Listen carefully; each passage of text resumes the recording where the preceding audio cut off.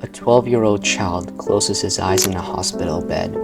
When he opens them again, he's no longer in a child's body. His parents have aged, his friends have grown up, and the world he remembers no longer exists.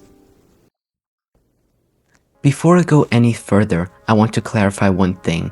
Most people would call this a 10-year coma, but medically it is a little more complicated. A real coma usually lasts days or weeks. If the condition continues for years, doctors may describe it as a prolonged disorder of consciousness.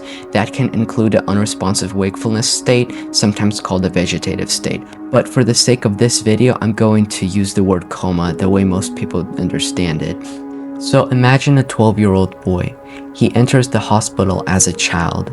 10 years later, he wakes up at 22. Legally, he is an adult now, but he has no memory of ever becoming one. Can he immediately take control of his money, his medical care, and the rest of his life, or do his parents still make those decisions for him? And what if he does not want them to? The answer depends on something called decision-making capacity. In simple terms, does he actually understand the choices he is making? If he does, his parents cannot control his life just because they are his parents. But if a court appointed someone to make decisions for him while he was unconscious, that authority may still exist. He may have to go through evaluations, legal paperwork, or even another court decision before he fully regains control. So after losing 10 years of his life, he may still have to prove that the life waiting for him belongs to him. But there is another possibility. What if his parents are no longer alive when he wakes up?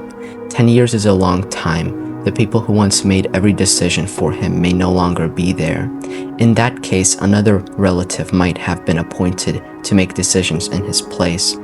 But if no suitable family member was available, a court could appoint someone outside the family. That could mean a professional guardian who has never truly known him. So the first person explaining his new life to him might not even be his mother or father. It might be a stranger who has been legally controlling parts of his life for years. But what if before the coma he was considered a prodigy? Maybe he had already skipped several grades. Maybe everyone expected him to enter college years early. Then 10 years disappeared. His awards would still exist. His grades would still be recorded, but those records would only show what he could do at 12 years old. They would not prove what he could do now. He might remember some of the subjects he once understood, or he might have to relearn almost everything, and the outcome would depend on what kind of talent he had.